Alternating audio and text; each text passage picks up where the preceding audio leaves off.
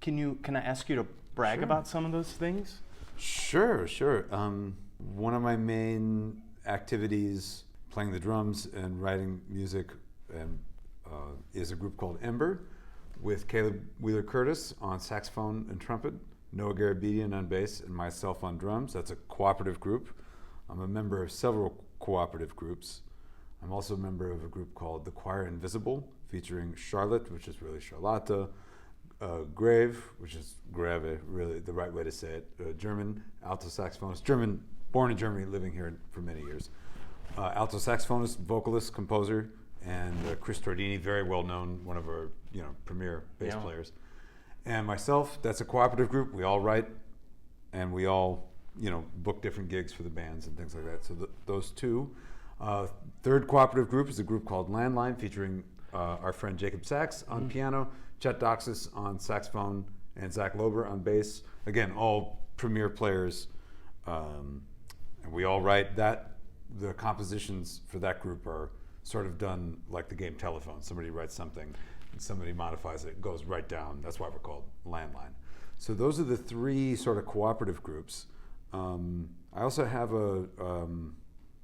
some groups that are more like there's a band leader, and it's hard to say them in the order of importance. It's hard to know. I think one of the things that's hard being a musician is if you're playing music, it's important, right? There's no such thing as an unimportant gig or an unimportant rehearsal. I mean, even if it's, isn't that your experience, Aaron? For sure, yeah. Those three things are really diverse, and they're all very important to me. Some of them are very, very active. Some of them are can only come together when they come together. Ember is very ongoing. I don't know why, that just seems to be happening. Choir Invisible is like when we come together, together it's happening. And then we have a new album coming out in about a year from now. Ember has a new album coming out this summer. Landline, we haven't been in a studio since before the pandemic, but we're getting together later this month to do a concert and with some painters at a art museum in Montreal. That's happening in Montreal. That's happening in Montreal, and then we're going to Portugal this fall. So I'm sure we'll be back in the studio, as soon as we can. So those are three things. But then for the past 2 weeks, I've been playing in a wonderful situation that is jazz adjacent. It's all jazz guys in the band. The Mark Morris Dance Group, premier modern dance group, and the Mark Morris Music Ensemble, headed by Mr. Ethan Iverson, dear friend of ours and a true leader in the world of jazz. A very important musician right now. Playing arrangements of Burt Bacharach music with this incredible band and these some of the greatest dancers in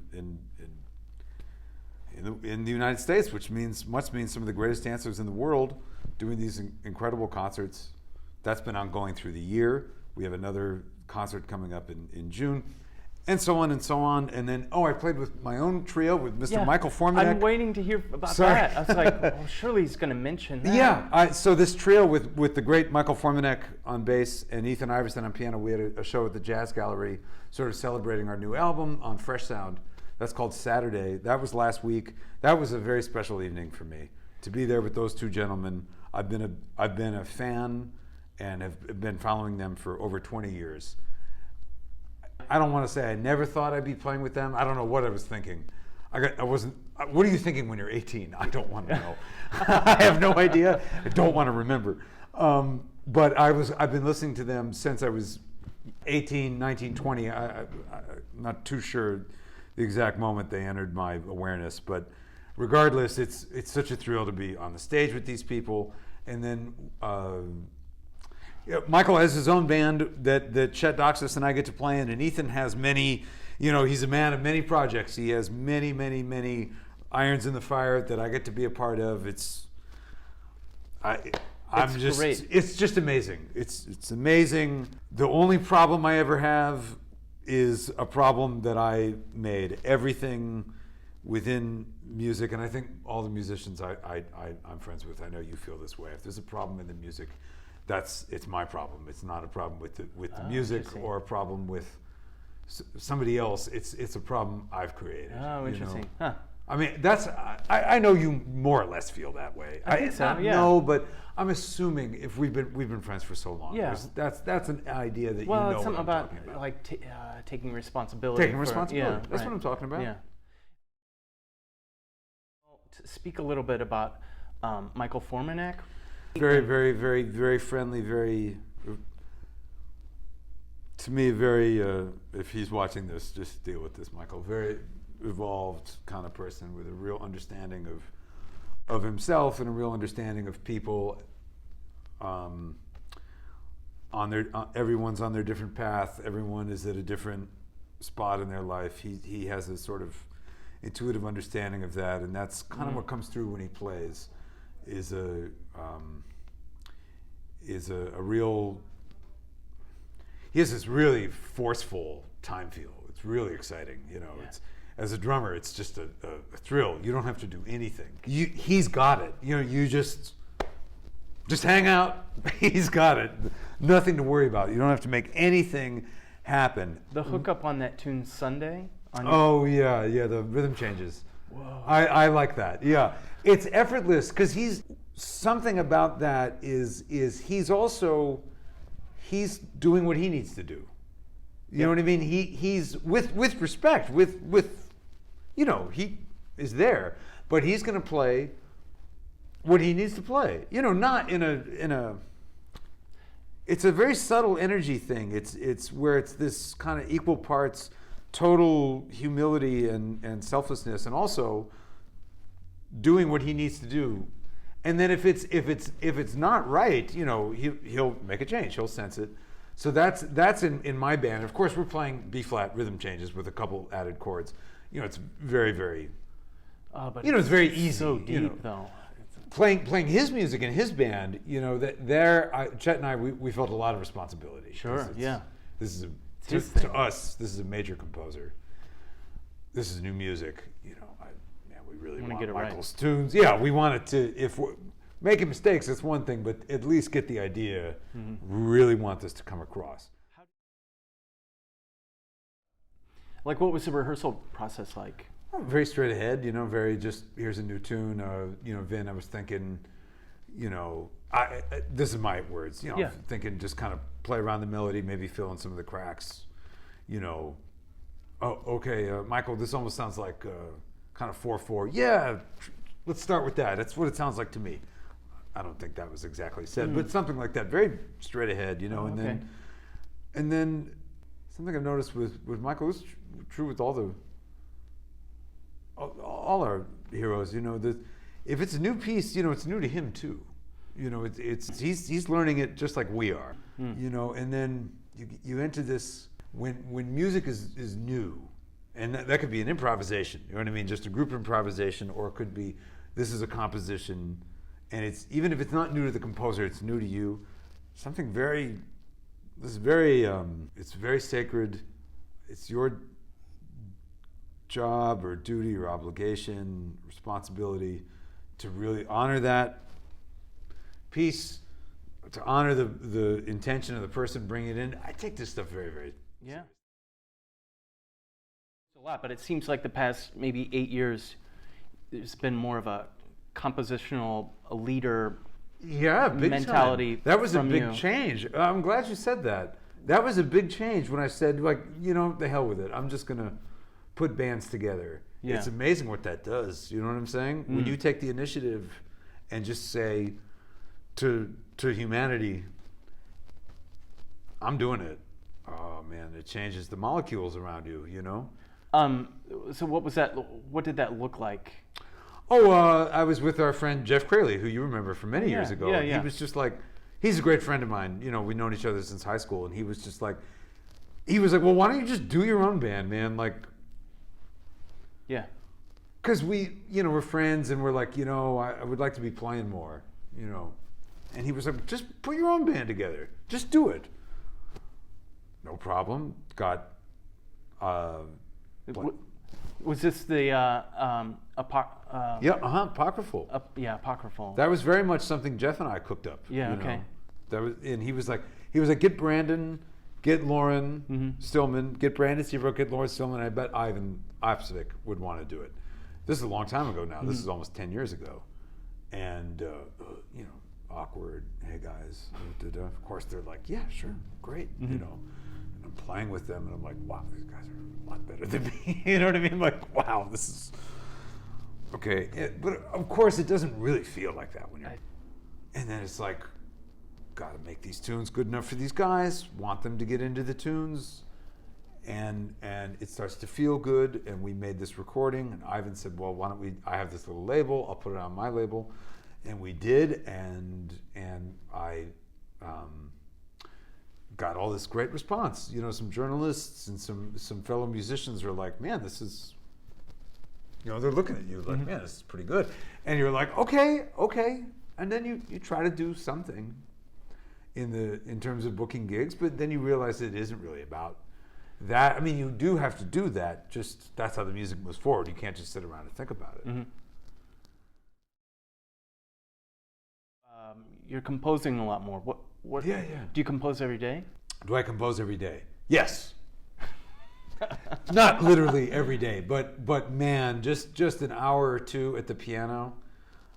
Oh, it just makes you feel so good. You know what I mean? Whatever you write down, you know, it could be just nothing, but oh, it feels so good. You know, and then I go through. Of course, some days it's just impossible. Oh, don't worry about it. You know what I mean? Do you write mainly from the piano? Yeah, it's pretty much 99% on the piano. I have tried writing.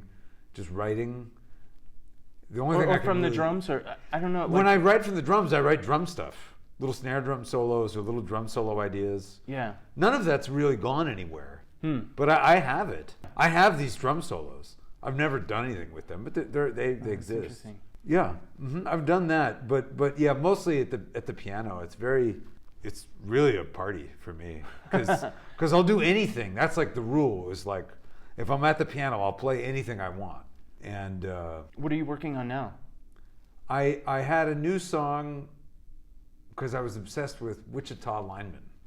Glenn Campbell? I got into Wichita Lineman because Ethan Iverson was like Jim Gordon died. Jim Gordon's the drummer. I love Jim Gordon. I have a Substack essay that I'm working on. I hope to publish tomorrow or Friday on Jim Gordon. I love Jim Gordon. He's like, that's him playing on that. And I was like, I forgot that. I did know that, but I forgot.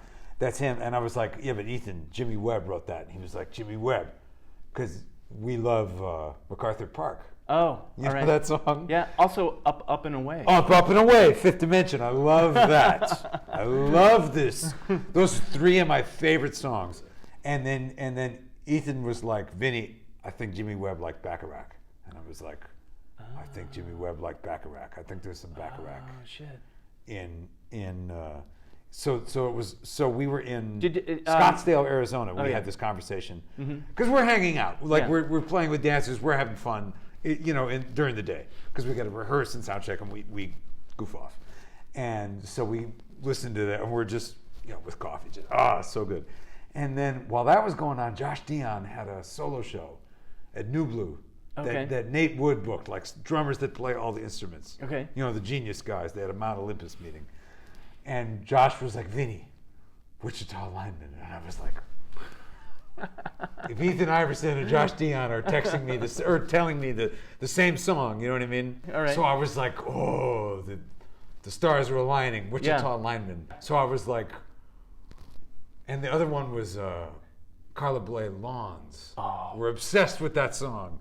That's like a Falling Grace kind of thing. It's a masterpiece. It's like Falling Grace. Yeah. Or Fee Fi Fo Fum or it's Off Minor, these little gem jazz or jazz adjacent. Yeah. You look at these one page and you're like, that's kind of music. That's what music is supposed to do right there. It's singable. It's genius in terms of the architecture. It has every bit of the intelligence of harmony that composers study. It's 2 minutes long and it's all there. Yeah.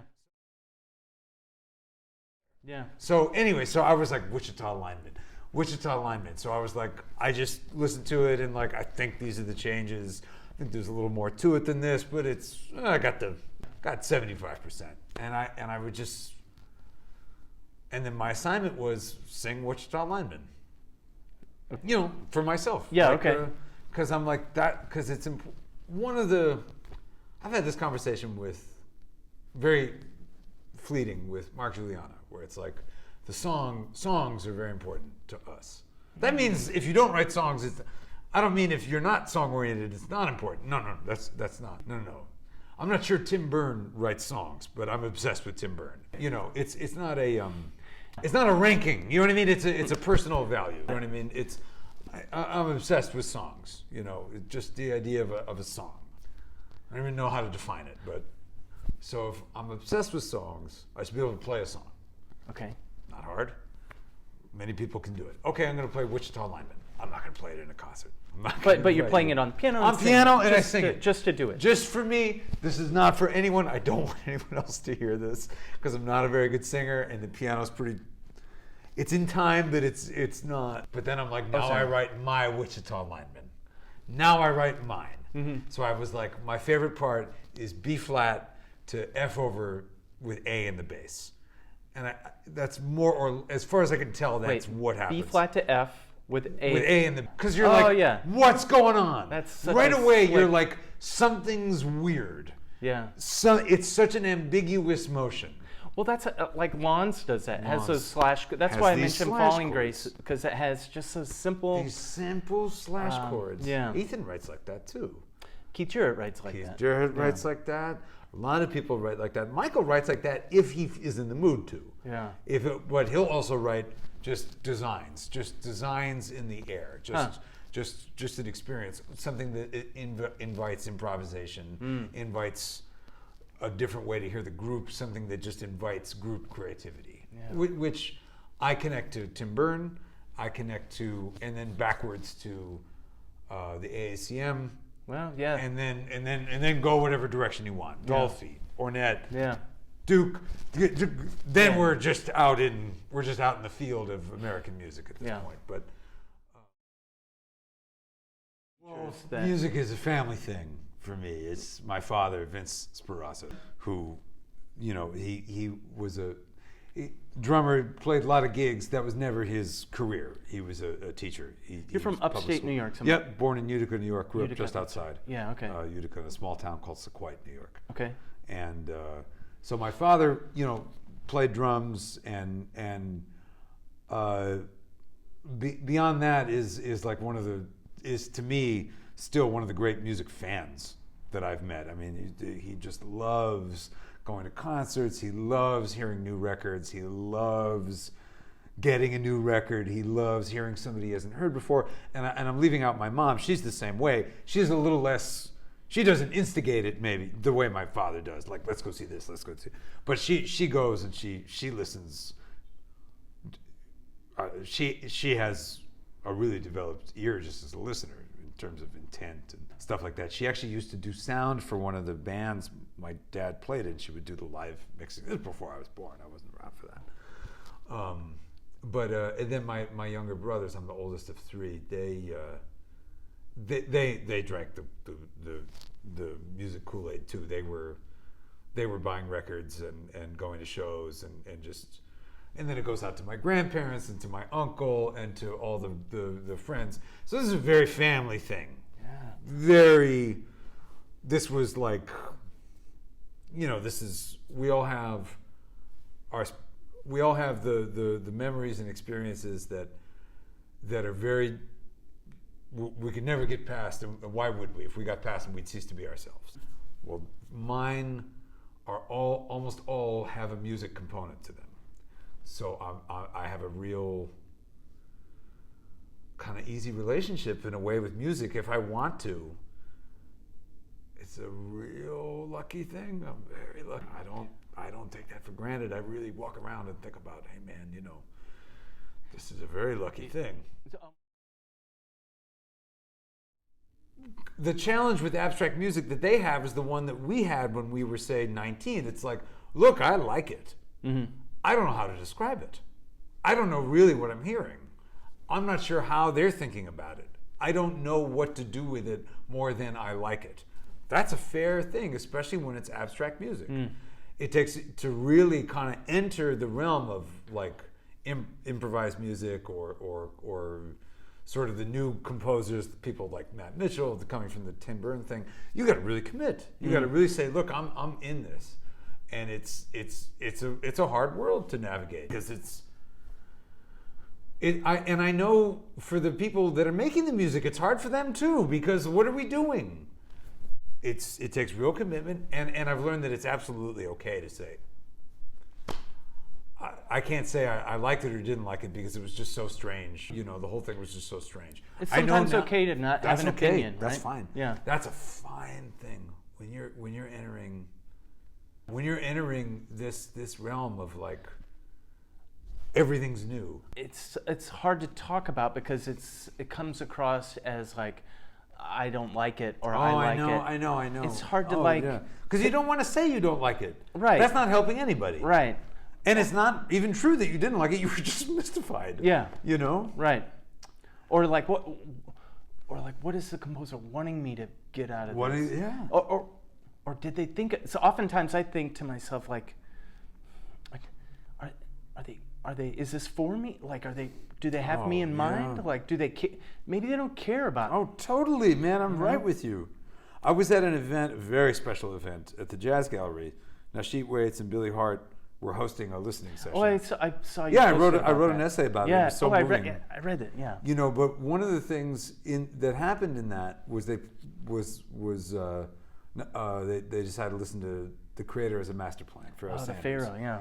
And that I immediately thought of the first time I heard that, and I had the same questions. You know, is this what's supposed to happen? It's very long, you know. But thankfully I had somebody that I really was feeling a lot of connection to. This person showed me that song, so I sort of trusted it. And I was really like, if I had just heard this as a record on my own, just you're supposed to listen to this, and I just sat and listened to it, what would my experience have been? I don't know. And then how different it sounded in a group. Especially that group. That group. Right? Everything about it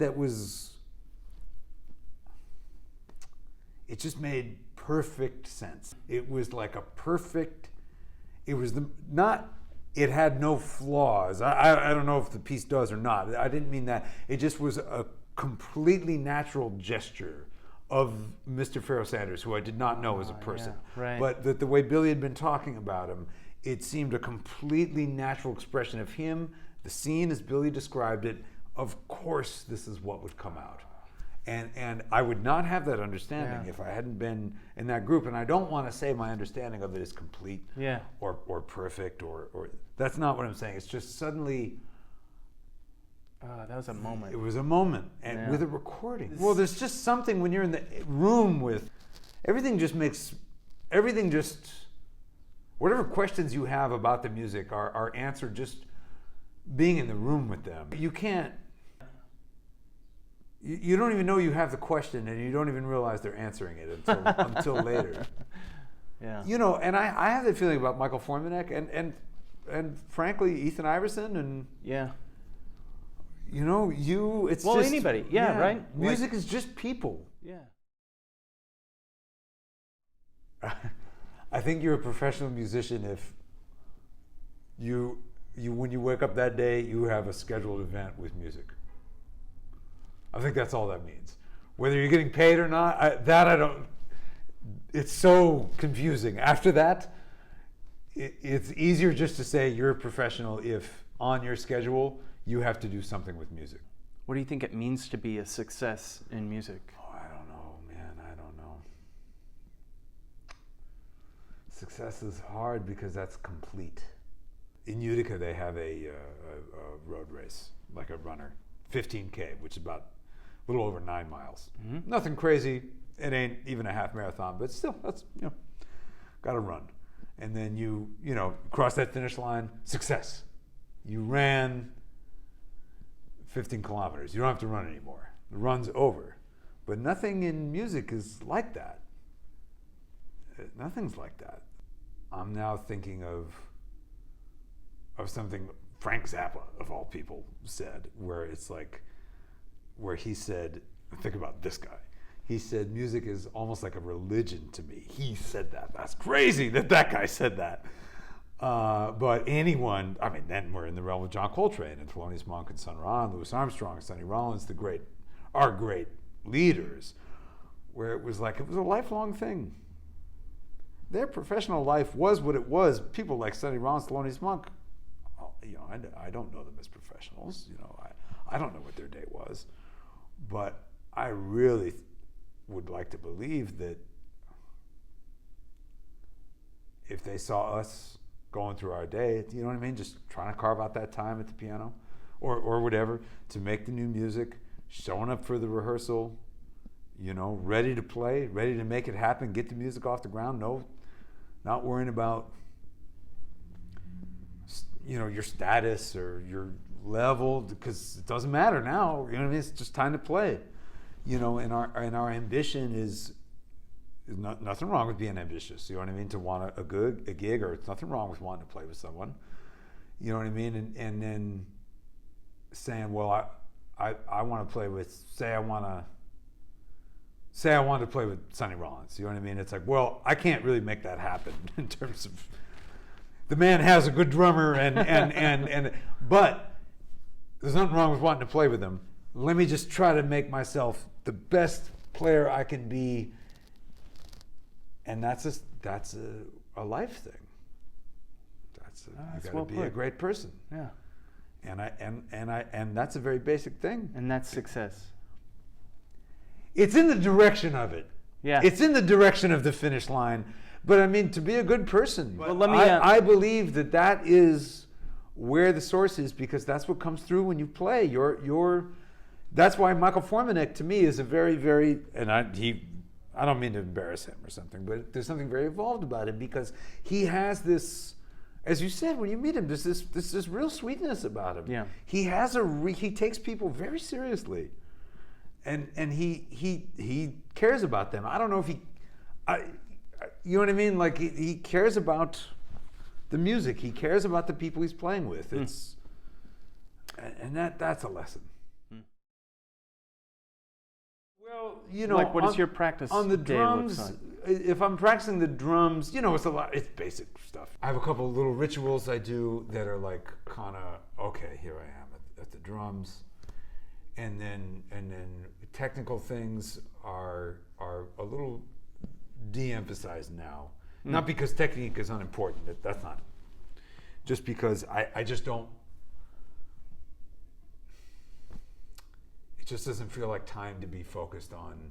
A lot of technique things on the drums go towards speed, and I need another focus now.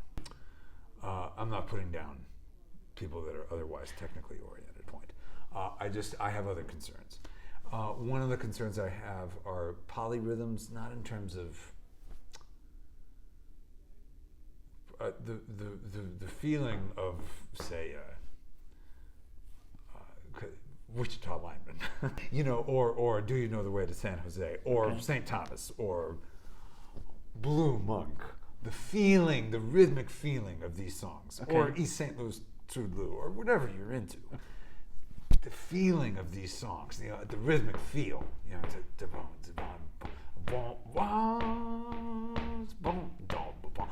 think I'm singing the wrong song. I think that's the Mooch. The Mooch is super slow. Yeah. Oh, the Mooch is yeah. That's the Mooch. To get the feeling of that song. Well, there's a lot of other things beyond just bump, bump, bump in that. That has, now the melody is quite singable, quite learnable, and of course Duke fleshes it out with call and response and a lot of details that I'm not referring to right now. I don't want to ignore the complexity of the composition. But if we were to just take the Z's, pardon my singing, da da dee da dee da. So that's in there. Is it every measure? I don't know about that, but something about that James P. Johnson Charleston slowed down a little bit, down from the ragtime, at a different tempo. But even that simple ragtime, I sang a little of like Maple Leaf Rag or something. That's quite complicated. That's a maybe you might call it a hemiola, but it's that's 2 against 3 in 4/4, probably 2/2. Yeah, it's probably right. notated in Right. like a march, probably notated in 2/2. But for our purposes, we can say that's 2 against 3 in 4/4. That's quite complicated. And then if we were to go back to the mooch now, they're starting to, I don't know the exact year of that, but I believe it's before 1930. Yeah. They're starting to feel what we would call a real swing feeling, which I don't know if Scott Joplin was, I don't know if he was there yet. I don't know that literature. I'm not the. We would need Jason Moran or somebody to, I'm not the expert. But whether they were or not, we know Duke Ellington was, and certainly Louis Armstrong, and probably quite a few other people were really starting to hear do-do-do-do-do-do. Well, that's, we're entering, there's a lot going on here. To hear that, you're hearing da-da-da-da-da-da-da-da-da-da-da. Now that could be 6/8, almost like Irish, da-da-da-da-da-da-da. Okay, cool. Don't want to discount that. But that's also beat dot do dot do dot do dot da dee dot da dee dot da. What you could call West African, we call in our thing we call 12/8.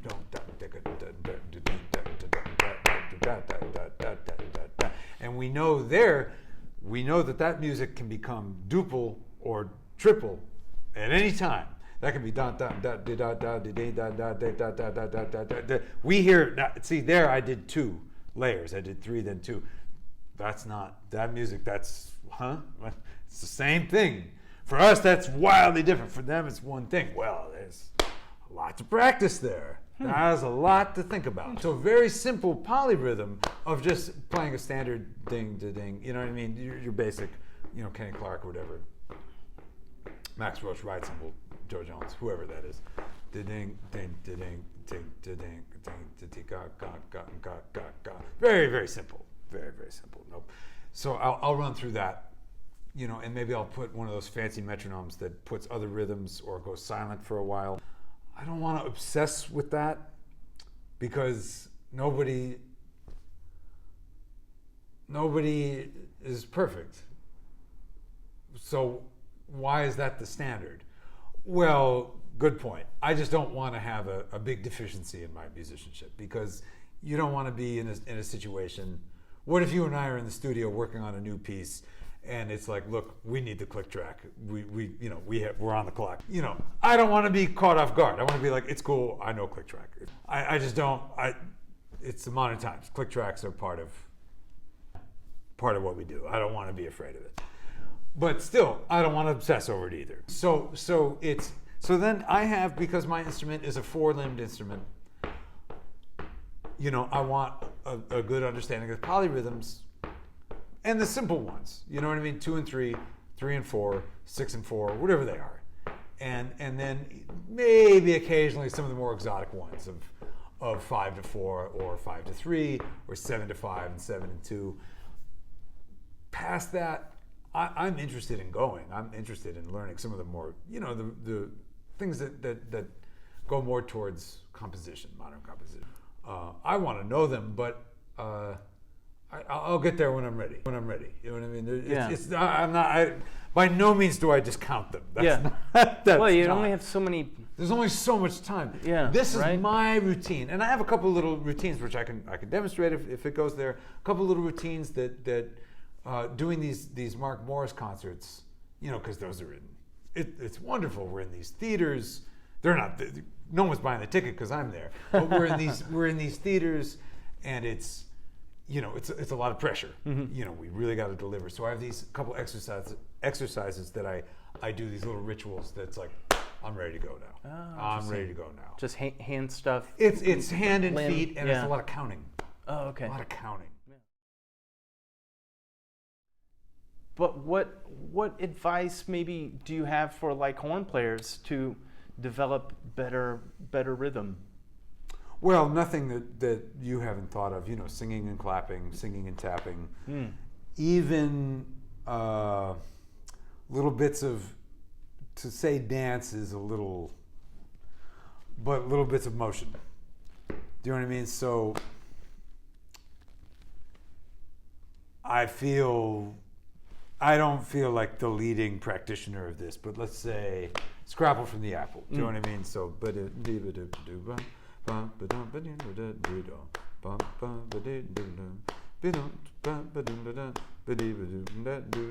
so there I was doing 2 against 3 through the head. I think I did it. I think that was it. I didn't quite check, but that seemed good. So there's something to do. Now that's strengthening a connection to something you probably already know. Yeah. But it takes you to a deeper level. So let me try it.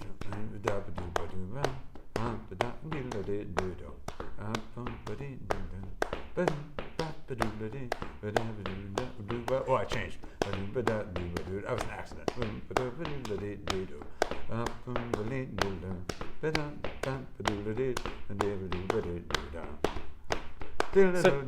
So just dotted quarter notes. 1, 2, 3, 4. 1, 2, 3, 4. No, not. Yeah, dotted quarters. Yeah, dotted not quarters. Eights are. I can't do it. It's too fast. Dotted quarters. Dotted quarters. In here. And then something to the tempo of the song, just so that you're doing that. Yeah. And then singing, and you could see I'm not really nailing every pitch. I'm like the shape of it. You know what I mean? You could tell. I would hope you could tell it's Scrapple from the Apple. You know what I mean? That's kind of the standard. I could tell. Like, I could tell what song it is, and some people do that almost like a concert. I'm not one of those people. It's I get it. Yeah. Kind of good enough. Yeah.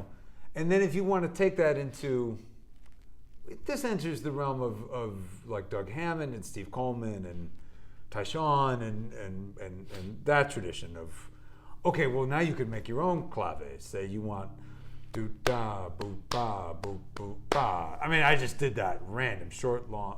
What is that? Short long short long short short long short long.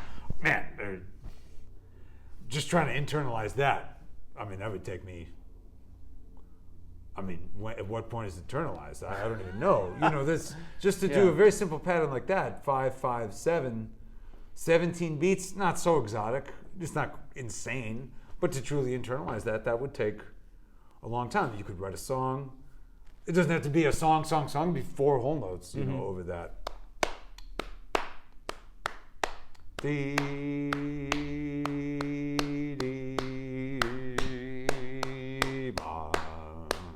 I have no idea what I'm doing. But that would be something. At least you're working on something. Yeah. That's what I do when I'm like, I don't know what to do. Yeah, that's interesting. Which is every other day. You know what I mean? Again, I don't know why I'm talking about this. I'm not an athlete. But running in these kind of things. John Riley, the great, wonderful drummer. Yeah. When I first met him, he was really into it, man. He would do triathlons. He was like crazy. But he said that in that world, they always say something is better than nothing. You're not feeling good. You don't feel like you can do the whole thing that day, the whole thing you're supposed to do. He said the jocks he knows, they always say, well, just something is better than nothing. If you can't do the full thing, just do something. It's always better than nothing. I think that's musicians, students, whatever. We get so overwhelmed. It's so like we turn on Instagram and there's so and so doing something so spectacular. Something better than nothing. There was, Scrapple from the Apple. I mean, to study Bird or Miles's or Duke Jordan's or the way Max Roach comps for them, I mean, that's a lifetime. And that's just one song. I just picked that one because I like it. I mean, it doesn't have to be that one. For younger drummers, what do you say to them to? Younger drummers, well, I'm sure if a younger drummer is watching this, I'm sure they're doing fantastic. I'm sure they're... Are you sure? Yeah. There's a lot of stuff out there, right? So much. And if you've gotten to where you want to watch people talk about what you're doing, you're doing great. Mr. Ed Shaughnessy, who I got to interact with as a very young man, with some other great players that are around now at a jazz camp in New York State. I remember, how you remember all the stuff that people told you when you were, he was like, he very nice man. He was very like, I really want all the young drummers to know they're doing great.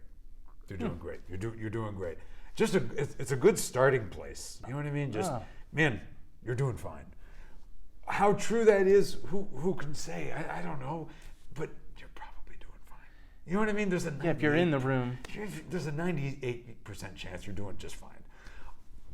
Past that, now that we know that you have nothing to worry about,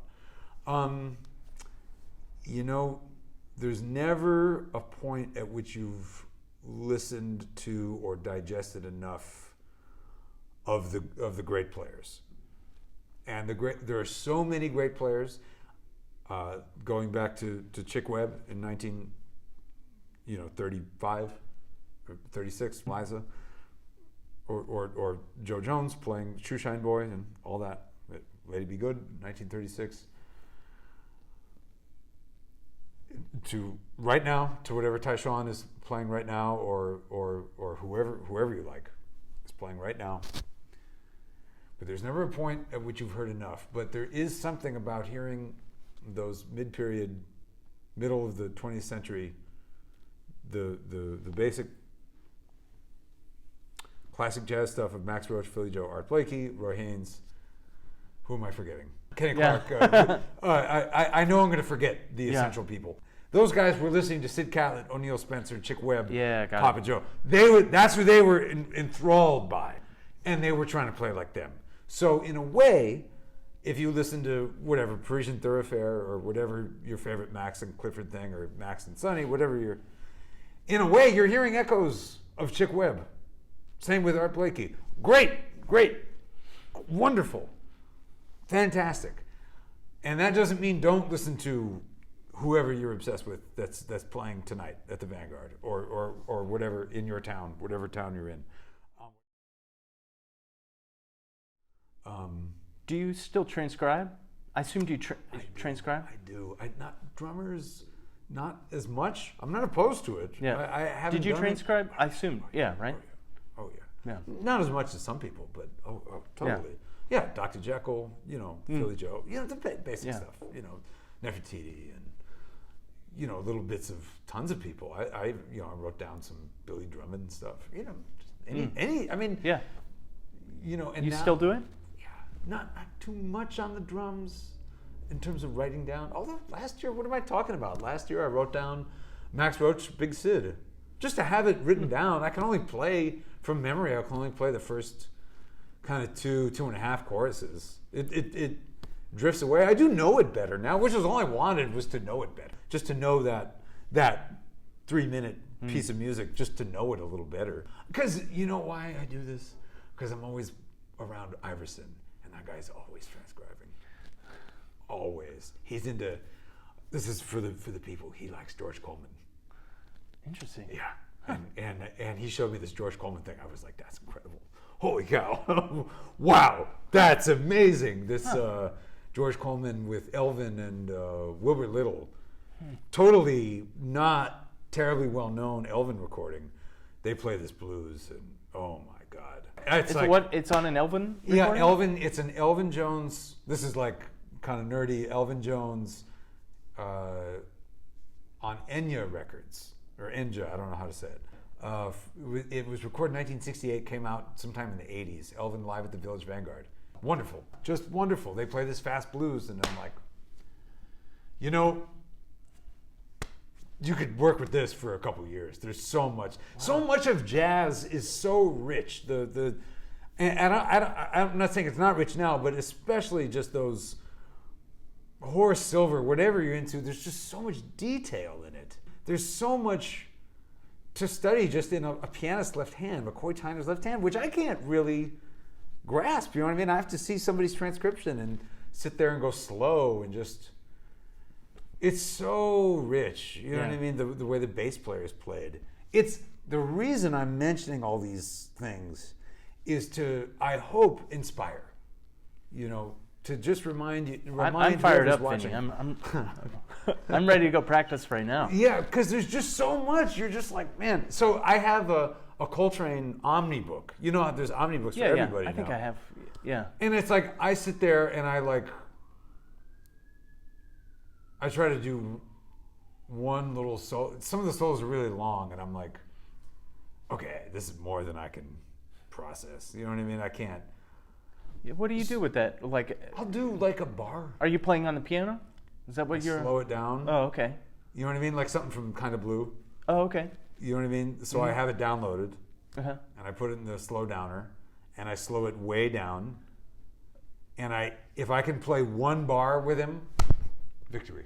So you're practicing piano, I'm not like checking out the fingering, but I'm like, it's messy. Yeah. You know what I mean? I did take during the pandemic. I got a piano teacher at Brooklyn Conservatory. Oh wow. Yeah. Jazz piano or? No. A classical piano. Yeah. Oh, interesting. Ms. Yates. Yeah. Oh, cool. Yeah. No, and all we did was sound and technique. Oh, that's cool. And we played through these kind of beginner pieces. And for many years I was with Paul Caputo. Yeah, I knew that. Yeah. Which, I mean, I could never express the love and admiration for that. Well, Paul Caputo was a student of Joe Maneri, Matt Maneri's father. Yeah. Joe Maneri studied with, I think I'm getting this right, Schmidt. I can't remember Schmidt's first name. This was a student he was a student, I think, of Webern's, this guy Schmidt. So it was this kind of tradition of teaching the Schoenberg harmony book, which anyone that's checked out that book, there's not much in that book that's like, it's pretty basic. It's your basic harmony text of connecting triads by common tone and then adding more dissonance. The reason I mention that lineage is that it's something of the glow Paul Caputo has about him, this luminous quality of him. What he's bringing to you is very not academic. He's bringing you sort of a living tradition of classical music. I mean, if you're just a student in music theory class, first year of conservatory, that's a great thing. I don't want to put that down. But this is person to person. Paul's not affiliated with a school. You're just in his apartment. He's making coffee. You're having this moment with this guy who's a very special guy. Well, one of the reasons it's special is that he has this sort of living tradition of teaching theory, which, as you come to discover with him, music theory was developed to teach composers. It was developed as a tool for creativity. It was a way to answer the question of, what do I do? How do I get better? I love music and I want to do music. How? How is it done? Do something. I went to him in a very 28 years old, you know what I mean, 27, wow. or, what do I do?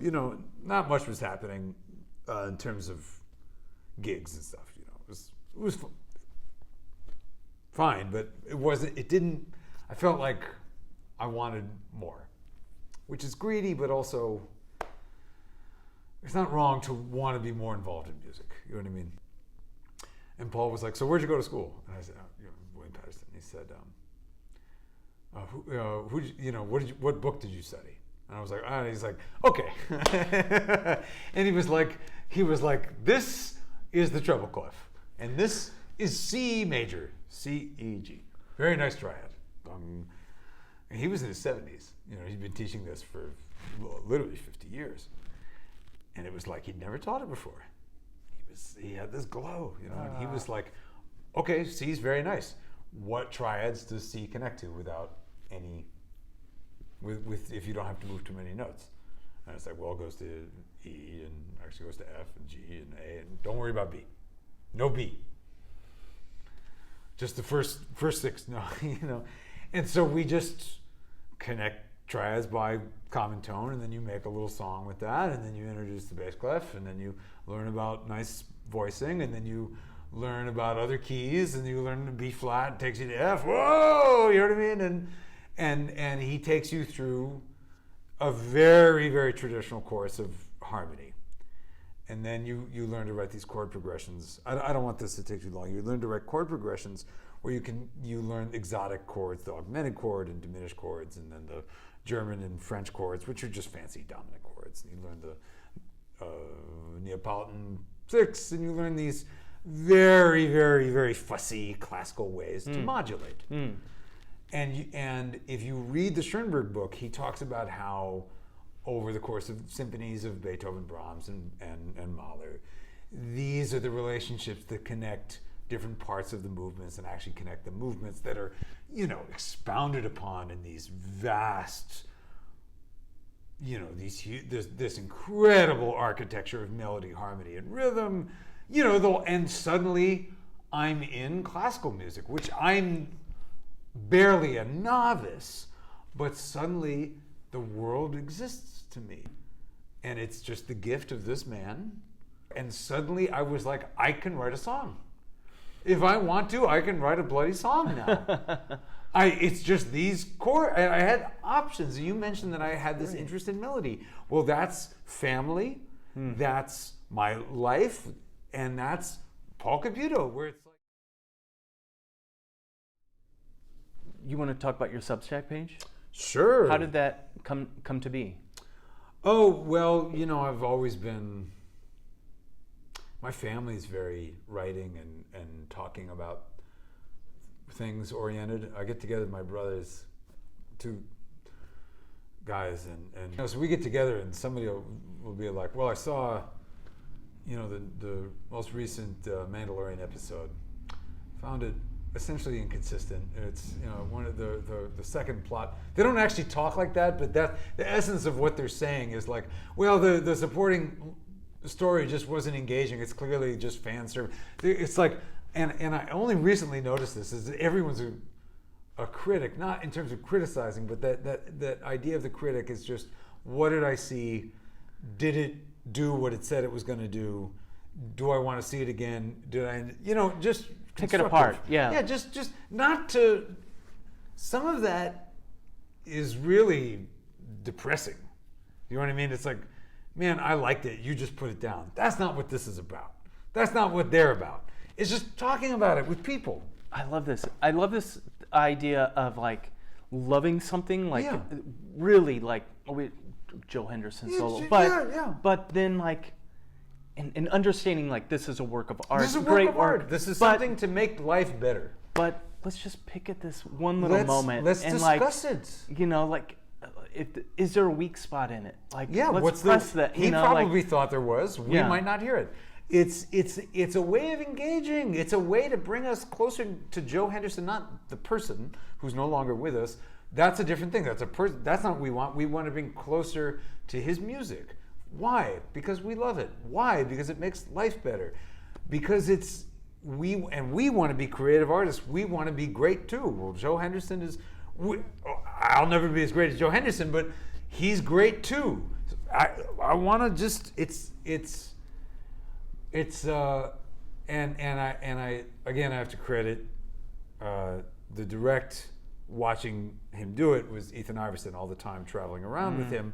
With the Mark Morris dance group, I would see him go off and just do this work, and I saw how that interacted with the rest of his life. What do you mean go off? Myself. What do you mean go? Oh, like if we're traveling with dancers, because we travel with the Mark Morris dance group, it's a great, like, wow, it's so awesome. Often the days we'll be in town for a couple days, to do one show for 2, sometimes 3 or 4 or 5 days, and the dancers have to rest, so the day is empty, just the show that night. A little class, sort of in the late afternoon, and then the show that night. The day is free. You're in town. You can go sightseeing. That's a great way to do it. You can just chill. And then I noticed Ethan. Oh, he's got a little project going, and what's he up to? Oh, he's going to this. He knows there's somebody in town that has all these scores of this composer he's interested in. Oh, okay. Or he'll be like, oh, I'm really interested in this solo by whoever. I'm going to be at the theater all day transcribing it. Okay. And or something. And I just saw how that was just all a part of him. And then we would get together and talk about things. And I found that I could kind of hang, you know what I mean? Most musicians I know can, it's not a Vinnie specific thing. But I noticed this really fed into me. This was very family. My family's like this. Father's like this. He would write, for a while he was writing concert reviews just of stuff for the family. Like he would go to something with my mom and he would write this thing that he would just send to us that were like really well written and like kind of nice and like really good. He'd go see Levon Helmet. He'd like, oh, they did Atlantic City. It was first recorded by the 90s version of the band. This one, they opened it up for some solos, great solo from, I'm like, this is like a good review, man. And I was like, so this is very in me to like write about music. That's what I'm trying to say. It's very in me. And I saw how Ethan did it. He would take one thing he was really interested in, would explore it with deep humility and total healthy obsessiveness, and try to disconnect it from your personal don't like, I want to do this with my life, I don't want to do this. Disconnect it from that. Understand that there's a human being behind this that you don't know. You don't have a personal connection to them. You don't know what they were going through. Existence, up or down, approach it with as much respect, humility, love. Also, allow yourself to have an opinion. Mm-hmm. Allow yourself to have the opinion, but the point is not to have the opinion. That's not. And then imagine an audience that would be interested in what you're interested in, more or less the way you're interested in it. Just imagine them. And then for me, it was like, Vinnie, also notice you've been into this your whole bloody life. Like, I used to love Siskel and Ebert. I used to love reading movie reviews. It's always been a fun thing for me, this idea of what's called criticism, although criticism interpersonally means you're saying you don't like something I did, you're criticizing me. Or if you're a critic in terms of social media or something like that, it has a very negative connotation. I mean something totally different. I mean something more akin to a teacher. Yeah, or gaining understanding. Just gaining understanding. A big model for me would be Stanley Crouch, would be Questlove. He's like one of the great minds in music. So Questlove, Stanley Crouch, very important to me. And then all the old guy jazz writers, Nat Hentoff and Martin Williams, all those guys. And there's so many. Yeah. So here's a way, the eternal student, this is a way it just brings you in the music. And it's a way, and this is what Sam Newsom talks about, it's like giving, rather than like, what can music do for me? Yeah, what can I do for music? And there it is. Yeah. Well, Sam absolutely embodies that. Yes. I agree. Do you want to try to play? Yeah, play something? Yeah. I hope I don't screw it up.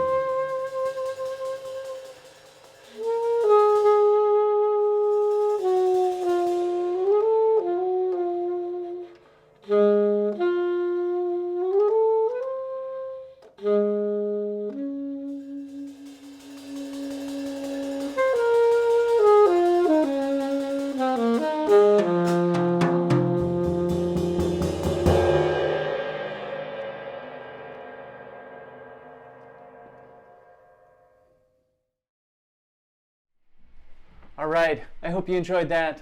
Thank you, Vinnie, for dropping by. It's great to hear from you. And thank you for dropping by. If you like this, please consider subscribing. And I would also love to hear from you. So don't be shy. Until next time. Bye.